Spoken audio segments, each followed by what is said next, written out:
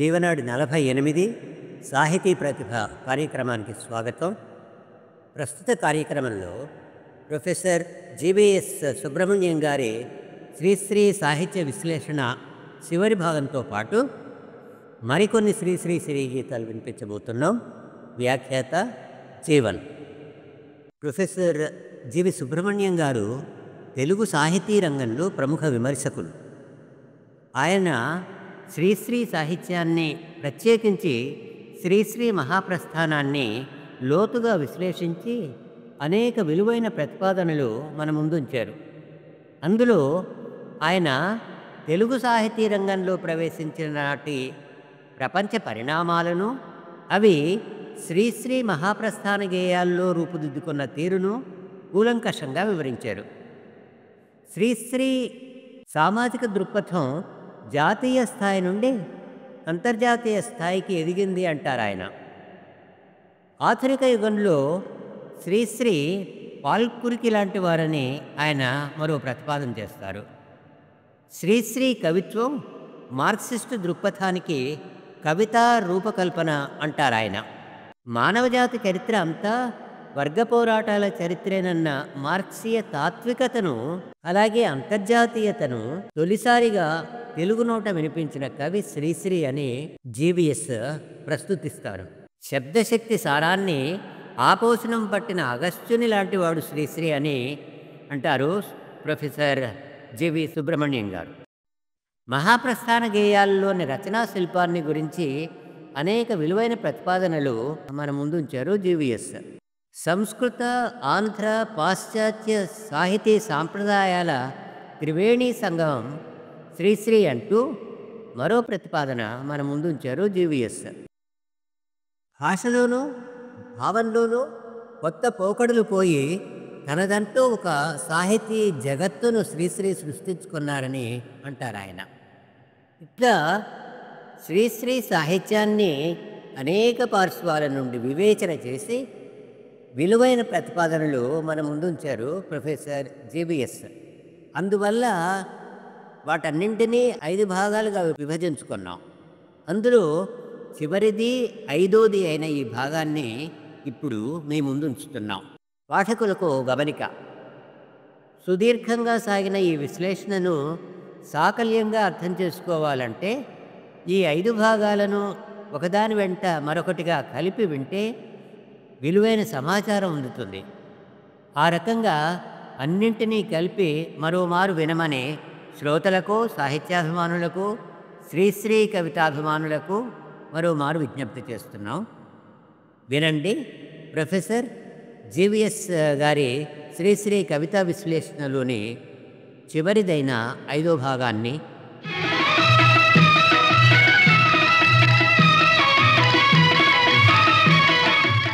శ్రీశ్రీ కవితా జీవితం ఒక మహాస్రవంతి లాంటిది.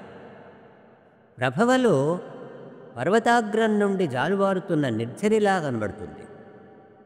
మహాప్రస్థానంలో గోదావరిలా ఉప్పొంగి ప్రవహిస్తుంది. ఆ తరువాత పాయలై ప్రవహిస్తుంది.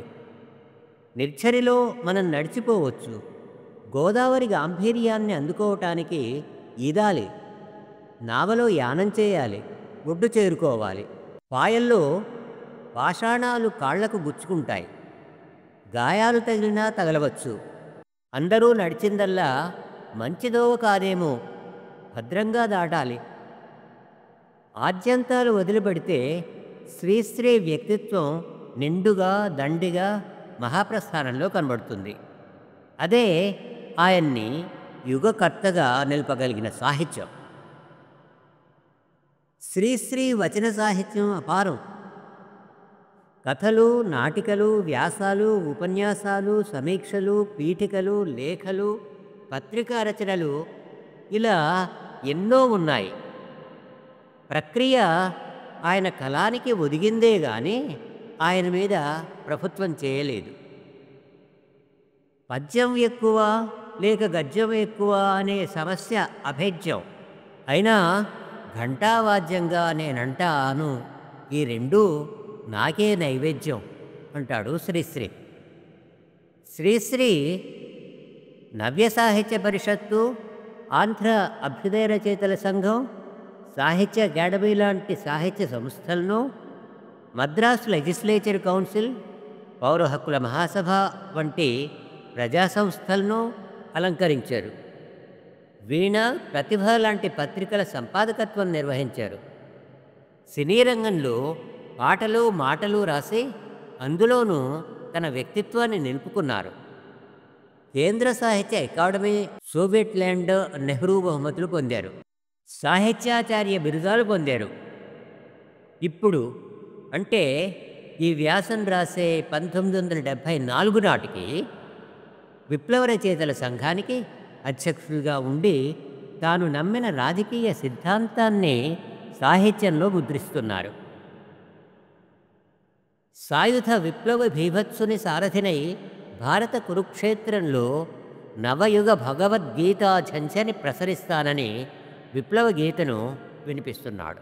అభ్యుదయాంధ్ర కవిత్వ యుగకర్త శ్రీశ్రీ ప్రజాకవి, సమాజ చైతన్యాన్ని మేల్కొల్పి దానిలోని వేడి రక్తాన్ని ఉడికించి కవితను ప్రజావాణిగా పలికించి ప్రపంచ పీడిత జన బాధామయ గీతాన్ని హృద్గీతిగా పొంగించి జీవితానికి సాహిత్యానికి మంగళ సంవిధానాన్ని సాధించి పండిత పామర జనరంజకమైన కవితా స్రవంతిని తెలుగునాట కొత్త తీయందనాలతో పారించి అభ్యుదయ పథాన్ని చూపించిన శ్రీశ్రీ ఆధునికాంధ్ర సాహిత్య రథసారథి. తిక్కన, వేమన, గురజాడ ఆయనలో కొత్త రూపం దాల్చారు. తెలుగు వారికి, తెలుగు వాణికి ఒక అంతర్జాతీయ కవిని సమర్పించారు. నిజంగా నేను ప్రజల కవినేను, ఎంచేతంటేను వాళ్లను చదివేను, చదివిందే రాసేను. ప్రజలను చదివినవాడు, చదివింది రాసినవాడు ప్రజాకవి. దానికి మారుపేరు శ్రీశ్రీ అంటూ సాగిన ఈ రచన ప్రతిభాలహరి యువభారతి 30, ప్రథమ ముద్రణ డిసెంబర్ 1, 1974 నుండి స్వీకరించబడింది.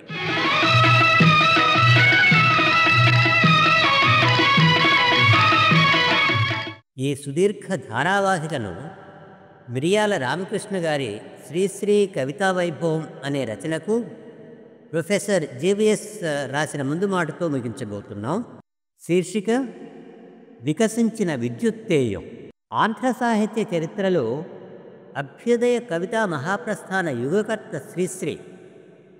దాదాపు 1930 నుంచి ఆంధ్ర సాహిత్యం ఆయన వెంట నడుస్తోంది.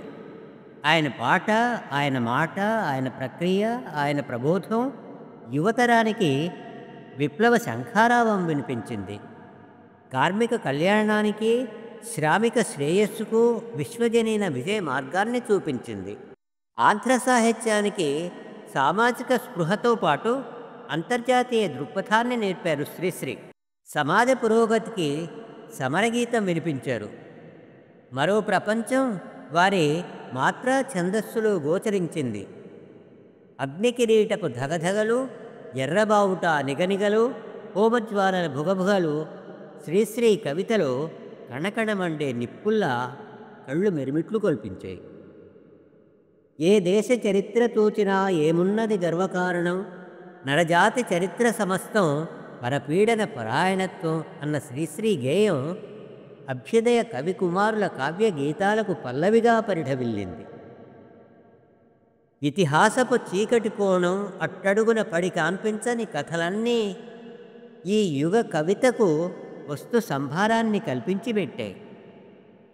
తాజ్మహల్ నిర్మాణానికి రాళ్లెత్తిన కూలీలెవ్వరు అన్న ప్రశ్న జాతి చరిత్రను ఎక్స్రే కళ్లతో చదివింపజేసింది. పల్లకీ మూసిన బోయిల వేడి నిట్టూర్పుల నిప్పుగాలి సామ్రాజ్యవాదపు నిలువుదోపిడీ విధానాన్ని నిలువున కాల్చేయసాగింది. నవ కవనానికి పెను నిద్ర వదిలించే గర్జన శ్రీశ్రీ కవిత. కదులుతూ కదిలించేది, మారుతూ మార్పించేది, పాడుతూ పాడించేది, పరిపూర్ణపు బ్రతుకిచ్చేది శ్రీశ్రీ నవ కవనం. పులి చంపిన లేడినెత్తురు దానికి అంగార రాగం. నేనొక దుర్గం, నాదొక స్వర్గం, అనర్గళం అనితర సాధ్యం నా మార్గం అన్న శ్రీశ్రీ వాక్కు శిలాక్షరంగా నిలిచే వాంగ్మయ సత్యం. శ్రీశ్రీ పాట కవోష్ణ రుధిరజ్వాల. శ్రీశ్రీ వచన కవిత ఉత్తేజాన్ని ఊపిరిగా పీల్చే వజ్రాయుధధార. శ్రీశ్రీ వచన రచన గుండెను గుప్పిట పట్టిన గద్య ప్రహేళిక. శ్రీశ్రీ నాటిక సూటిగా మాట్లాడే జీవిత పేటిక. శ్రీశ్రీ కథ జీవన వ్యధను మూసుకొచ్చే ఉదతి తరంగం. శ్రీశ్రీ సినీ కవి జీవిత క్షీరాన్ని పొంగించే జ్వాలా నవత. శ్రీశ్రీ రక్తం కవిత, శ్రీశ్రీ ఊపిరి నవత, శ్రీశ్రీ ఆర్తి అభ్యుదయం, శ్రీశ్రీ విక్రాంతి విప్లవం. సింబాలిజం శ్రీశ్రీ కవితలో శిల్పాన్ని మరచింది. సర్రియలిజం ఆయన సూక్తుల్లో వక్రతను చిత్రించింది. మార్క్సిజం ఆయన కవితకు శ్రీశ్రీ మార్కును బహూకరించింది. శ్రీరంగం శ్రీనివాసరావు రెండు శ్రీకారాలకు ప్రతీక. ఒక శ్రీకారం అభ్యుదయ ప్రస్థానానిది, మరో శ్రీకారం విప్లవ ప్రస్థానానిది. ఆధునిక సాహిత్య జగత్తులో ఒక అర్ధశతాబ్ది నాయకత్వాన్ని నిర్వహించి మరో అర్ధశతాబ్దికి ఆకృతి నిర్మిస్తున్న శ్రీశ్రీ మహాకవియే కాదు, వాస్తవమైన మరో మహాప్రపంచం.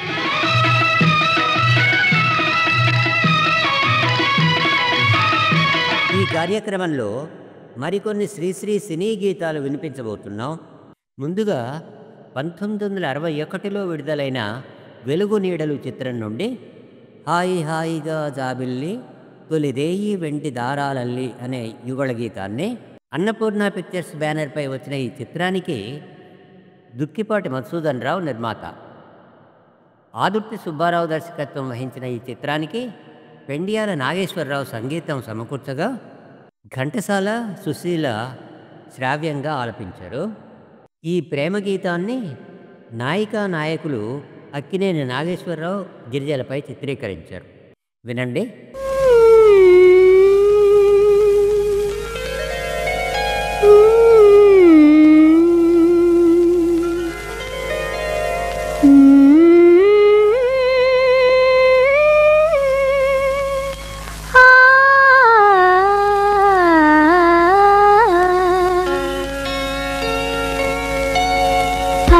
హాయిగా జాబిల్లి తోలి రేయి వెండి దారాలల్లి మందు జల్లి నవ్వసాగే ఎందుకో మత్తు మందు జల్లి నవ్వసాగే ఎందుకో.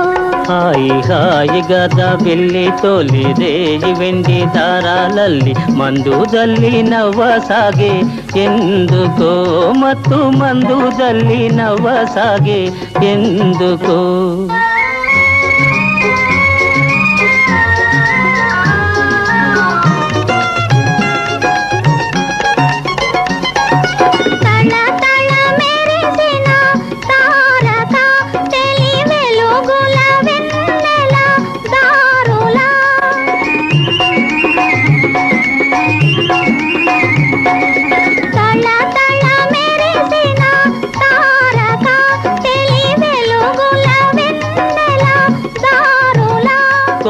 పిలిచెను తన దరి చేరగా మాది కలచెను తీయని కోరిక. హాయిగా జాబిల్లి తోలి రేగి వెండి దారాలల్లి మందు జల్లి నవ్వసాగే ఎందుకో మత్తు మందు జల్లి నవ్వసాగే ఎందుకో.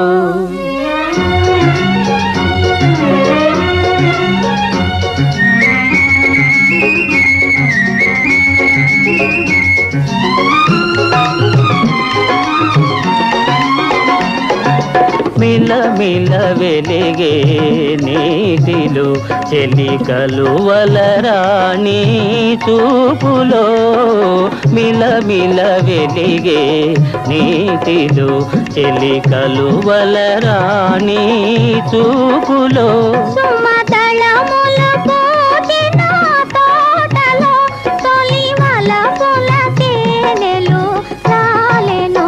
హాయిగా జాబిల్లి తోలి రేగి వెండి దారాలల్లి మందు జల్లి నవ్వసాగే ఎందుకో మత్తు మందు జల్లి నవ్వసాగే ఎందుకో.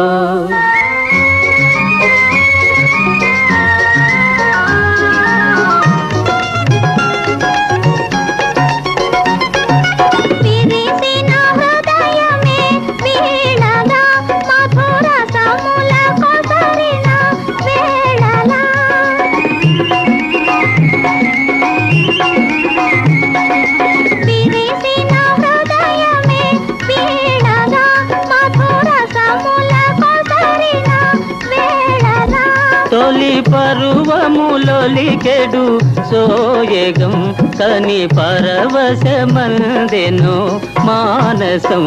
హాయి హాయిగా జాబిల్లి తోలి రేగి వెండి దారాలల్లి మందు జల్లి నవ్వసాగే ఎందుకో మత్తు మందు జల్లి నవ్వసాగే ఎందుకో.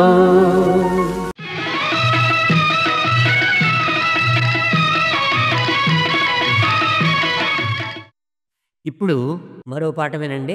ఆత్మీయులు చిత్రం నుండి కళ్ళలో పెళ్లి పందే కనబడసాగే అనే యుగళ గీతాన్ని వినండి. 1969లో అన్నపూర్ణ పిక్చర్స్ బ్యానర్పై విడుదలైన ఈ చిత్రానికి వి మధుసూదన్ రావు దర్శకత్వం వహించగా సాలూరి రాజేశ్వరరావు సంగీతం సమకూర్చారు. ఈ గీతాన్ని ఘంటసాల, సుశీల శ్రావ్యంగా ఆలపించారు. అక్కినేని నాగేశ్వరరావు, వాణిశ్రీలపై ఈ గీతాన్ని చిత్రీకరించారు.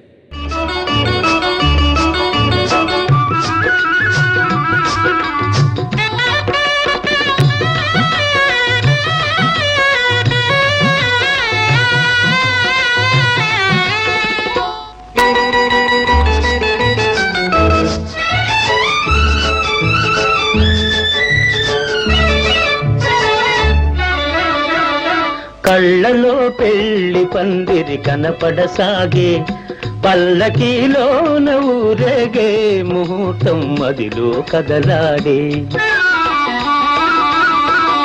కళ్ళలో పెళ్లి పందిరి కనపడసాగే పల్లకీలోన ఊరేగే ముహూర్తం మదిలో కదలాడే.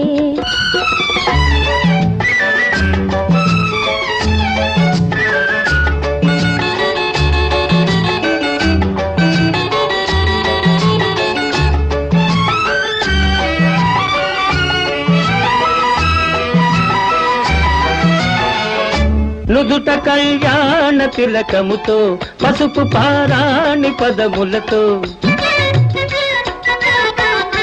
నుదుట కళ్యాణ తిలకముతో పసుపు పారాణి పదములతో పెదవిపై మిదిలే నగవులతో వధువులను ఓరగ చూస్తుంటే జీవితాన పూలవాన.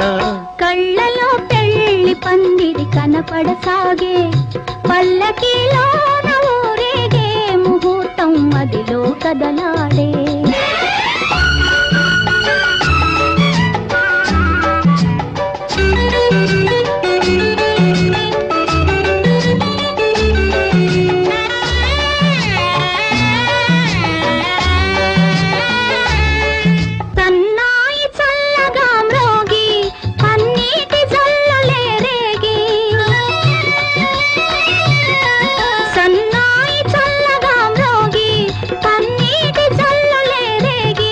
మనసైన వరుడు దరి చేరి మెడలోన తాళి కడుతుంటే జీవితాన పూలవాన. కళ్ళలో పెళ్లి పందిరి కనపడసాగే పల్లకీలోన ఊరేగే ముహూర్తం మదిలో కదలాడే.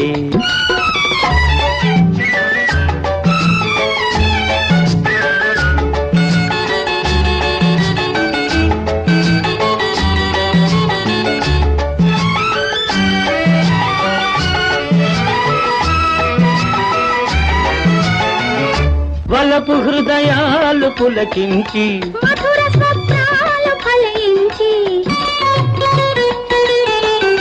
వలపు హృదయాలు పులకించి మధుర స్వప్నాలు ఫలించి లోకమే వెన్నెల వెలుగైతే భావియే నందనవనమైతే జీవితాన పూలవాన. కళ్ళలో పెళ్లి పందిరి కనపడసాగే పల్లకీలోన ఊరేగే ముహూర్తం మదిలో కదలాడే. ఆహాహా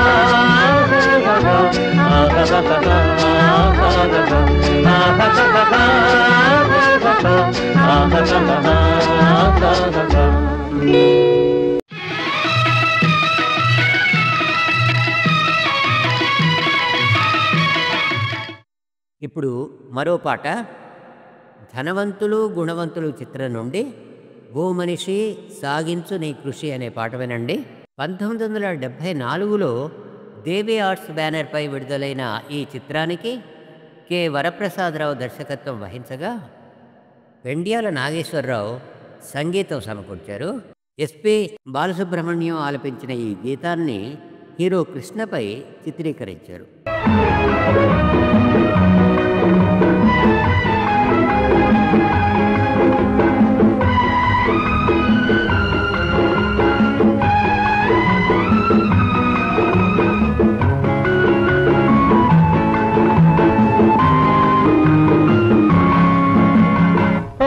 మనిషి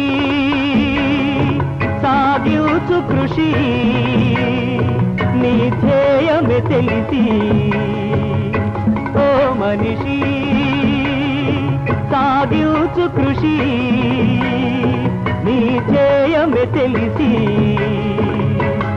కాలమే కలిసొస్తుందని కలలు కంటూ కూర్చోకు, ఓ మనిషి సాగించు కృషి నీ ధ్యేయమే తెలిసి.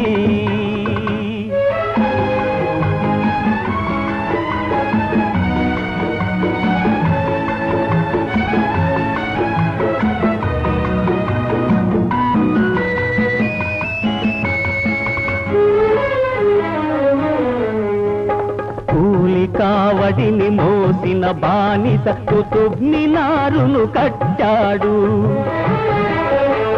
కూలి కావడిని మోసిన బానిస కుతుబ్ మినారును కట్టాడు, పట్టుదలగా పని చేసేవాడే, పట్టుదలగా పని చేసేవాడే ప్రభువవుతాడని సాగాడు, ఓ మనిషి సాగించు కృషి నీ ధ్యేయమే తెలిసి.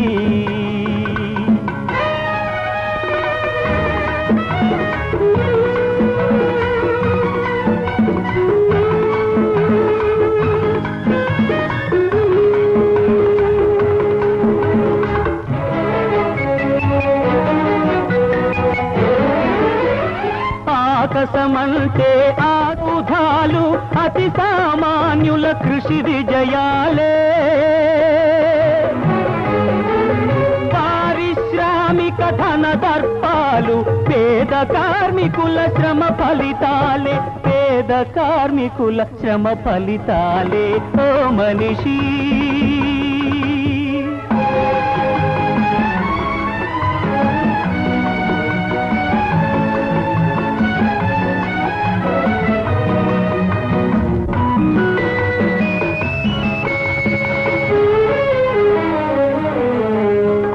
అహంకారమును చంపుకో, అనురాగమునే పెంచుకో, శక్తికి యుక్తిని కలిపితే కోటీశ్వరుడివి కావచ్చు, మానవ కోటిని ఏలొచ్చు, ఓ మనిషి సాగించు కృషి నీ ధ్యేయమే తెలిసి.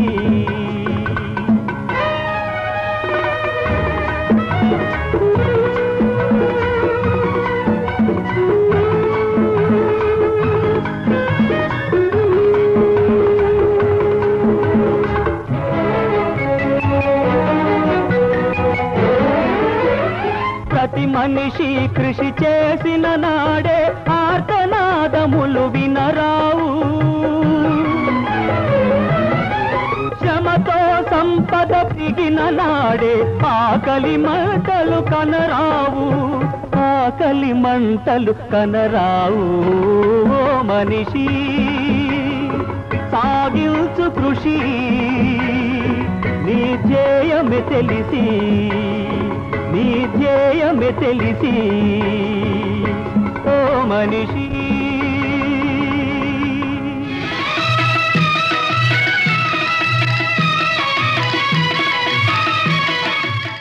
కార్యక్రమం చివరలో 1982లో విడుదలైన మహాప్రస్థానం నుండి నందామయ గురుడ నందామయ అనే పాట వినండి. దేవర్ ఆర్ట్స్ ఫిల్మ్స్ వారి ఈ చిత్రానికి కె హేమాంబర్ధర్రావు దర్శకత్వం వహించగా చక్రవర్తి సంగీతం సమకూర్చాడు. నందమూరి రాజా బృందం ఆలపించిన ఈ గీతాన్ని మాదాల రంగారావు తదితరుల ఊరేగింపుపై చిత్రీకరించారు.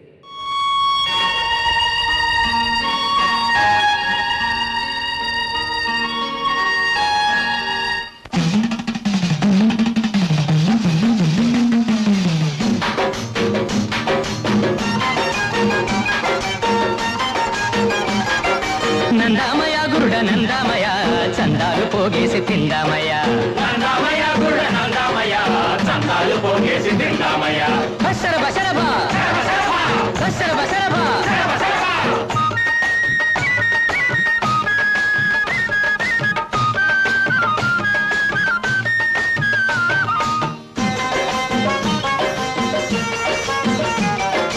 అగ్ని బాధితులని వరద బాధితులని డబ్బు దండిగ దండుకుందామయ్యా, డబ్బు దండిగ దండుకుందామయ్యా.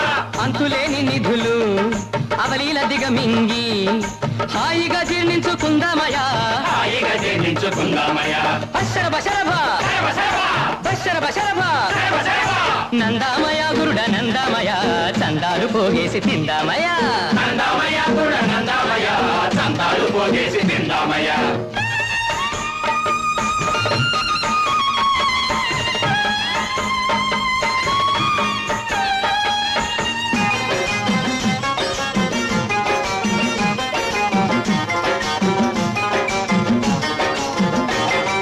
పన్నుగాని పన్ను రాజకీయ పన్ను ప్రజలనే చెల్లించమందామయ, ప్రజలనే చెల్లించమందామయ.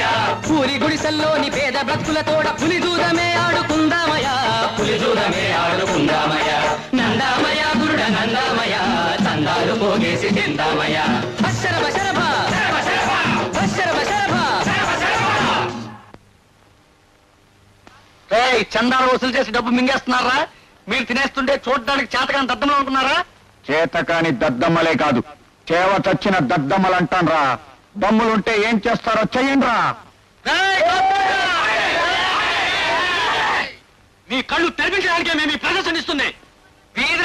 ఇది నాటకం కాదు, నిజం. ఆ ఎత్తిన మీ పిడికెళ్ళు దించకండి, నాతో రండి. దోచుకుని దాచుకున్న ఆ దొంగల్ని పట్టుకున్నాం. రండి పరండి రండి. నందామయ గురుడ నందామయ నల్ల డబ్బును గుంజుకుందామయ, నందామయ గురుడ నందామయ నల్ల డబ్బును గుంజుకుందామయ.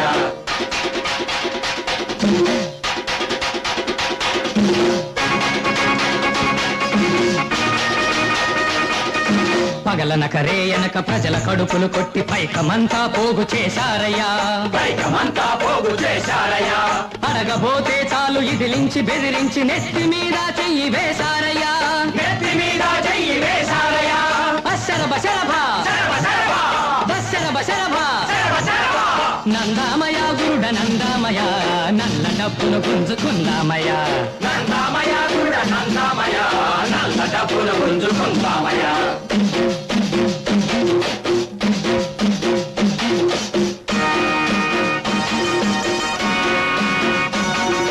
పంది కొక్కుల పరువు బట్ట బయలే చేసి ప్రజలదే పై చెయ్యి అందామయా, ప్రజలదే పై చెయ్యి అందామయా.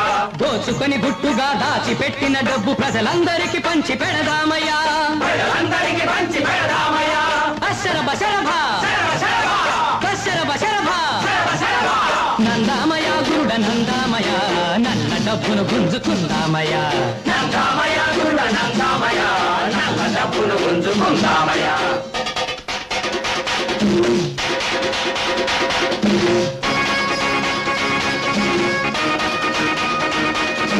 ప్రజల నెత్తురు పిండి పాతరేసిన డబ్బు ప్రజలకే ఈనాడు చెందాలయా, ప్రజలకే ఈనాడు చెందాలయా.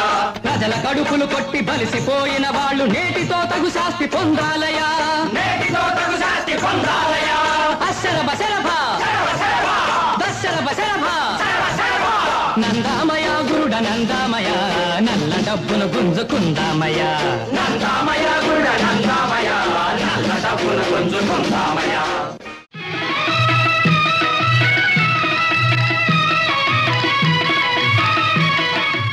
అనుభవం నైపుణ్యం అంకిత భావం గల neuro physician doctor Jadala Ranadheer, MD general medicine, Gandhi medical college, DM neurology, Madras medical college gold medalist, నరములు, వెన్నెముక, తలనొప్పి, ఫిట్స్, పక్షవాతం మరియు మెదడు వ్యాధి ప్రత్యేక వైద్య నిపుణులు. Lotus super speciality hospital 24/7 emergency services. Balaji Nagar, Khammam. Phones 08742 242257 896 ఈ కార్యక్రమం ఇంతటితో సమాప్తం. వచ్చే వారం జీవనాడి 49 సాహితీ ప్రతిభ కార్యక్రమంలో ఇప్పపూలు గిరిజన సంచారత గల కథా సంకలనం నుండి మరో మంచి కథ ఆర్తి వినిపించబోతున్నాం. కథా రచయిత గంటేడ గౌరనాయుడు. అంతవరకు సెలవు.